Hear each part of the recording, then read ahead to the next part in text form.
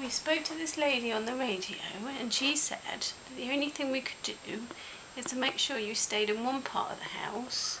I don't think he's listening. Cats stay in another. So you get the front bedroom. Ollie, and the listen, this is living important. room, This is very important. and the cats get the back bedroom and the kitchen. Alright? You understand? Yeah? Good boy. Do you understand? No, he's not interested. Viewers, now we got some big news here. Hopefully I'll tell my family this first because I shouldn't really announce it to the wider internet population until I told my mum and dad. I told my mum and dad. Have you not? They don't watch these videos, it doesn't matter. I told the dog. You told the dog, you told your sister. Viewers... Have you told your cats? No, I think they're reading between the lines. Viewers, as some of you may or may not know, I've been travelling for the last few months. By the way, did you miss me? You put your back now. That's about as close to a yes as I'm going to get, yeah?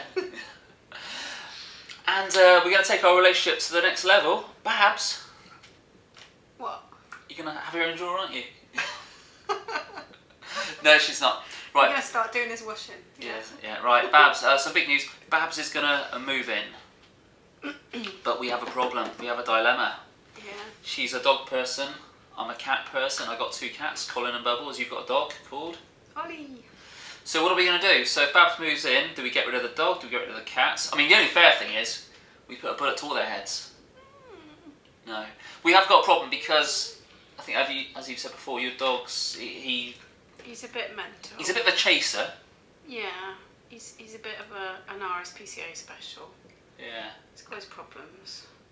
So the question is, what do we do? Because if I bring the dog into the house, he will go for the cats. He will eat them. He will.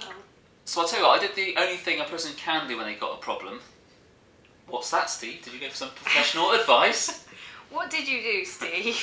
I was listening to the radio earlier this week. I was listening to the Richard Bacon show. It's a show on BBC Radio 5. And they have the weekly, it's either the Wednesday or Thursday, the help feature. Oh, God. So I sent them an email. And guess what? They read it out. And by the way, Richard Bacon, he's kind of got a reputation for not being the biggest fan of dogs. Oh so, no, they're going to say, get rid of my dog. I still think we should do whatever Richard Bacon says. How does that sound? No. Right, viewers, hopefully you can hear this okay. Right, here we go. You haven't heard this, have you? No, I haven't heard this. Help, my girlfriend is thinking of moving in. She has a dog, I have 2 cats. As an ex-rescue dog, the dog didn't have the best upbringing and has a very strong chase instinct. That's what you say, he's got a very strong chase instinct. Yeah. Yeah. It means he likes to chase stuff. Yeah. Left alone with the cats, it would eat them. How can I train a dog not to eat my cats? At the moment it looks like the cats will have to find another home, says Steve in Bristol. He considers this an etiquette question. Basically, I have like someone there for etiquette. Normally they've got a vet person, but she wasn't on there this week, so I thought I'd twist it for an etiquette. Oh, heavens above. I think that's a Richard Bacon question, actually. Yes. I think altogether we can get the answer. Richard, I think you know the answer. And just don't mix the two of them. Well, obviously there is an option available there, which would mean that the dog didn't eat the cats.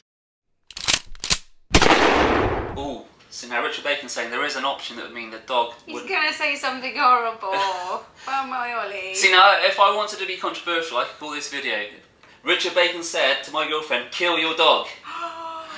That's not what you say. And I've said that, I'll go find him. Right, okay, hold on. Yes, yes. But Jean, yes. What is the etiquette if 2 people have fallen in love and they're about to move in and they have got pets that are incompatible? What should they do? What should they say? Who should back down? How do you get around that etiquette-wise? This is the most terrible question to ask. It is the most terrible question to ask. Imagine how we feel, love. Yes, Jean. Don't get together. Oh. No, because somebody's getting... Jean's saying we shouldn't be together. That's harsh. Well, Babs, it's been a pleasure. What does she know? She sounds old.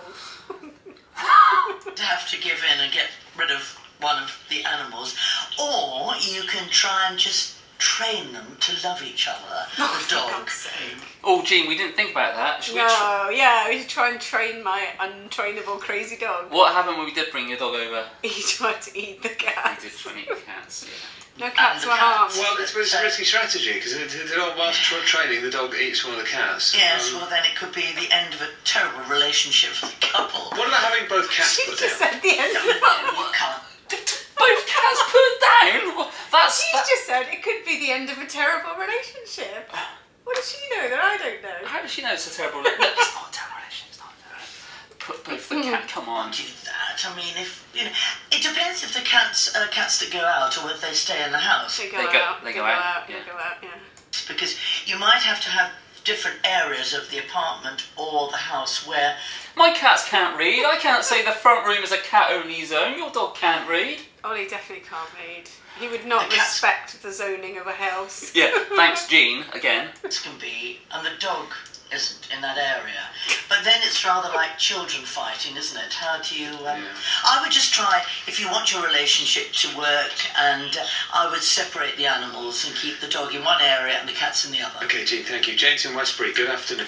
Well, Jean, we kind of have gone for that solution because we've decided, well, you kind of decided that the dog's going to live here and my cats are going to have to find their own home, yeah? Yeah, but what am I giving up in this situation? Nothing, it's all win-win for you. You get my lovely house to share it. What am I giving up? Your own house that you spent a long time doing up, making it very Yeah, nice. is my house nice? Yes. Is it in the country? Yes. So I'm... Why can't we just put your cat, my two cats and your dog in a room, we leave them for half an hour, we come back and just survival of the fittest? That's not survival of the fittest. What is it then? Animal cruelty. You get put in prison.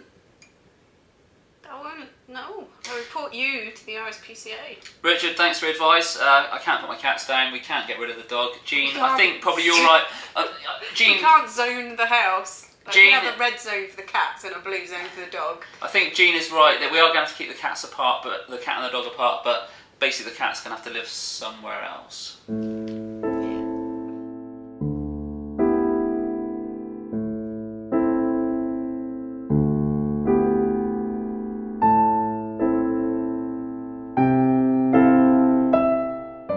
Now, Bubbles, if I put signs up in the house clearly stating which areas are cat friendly and which are dog friendly. Oi, pay attention. Would you understand? Would you understand?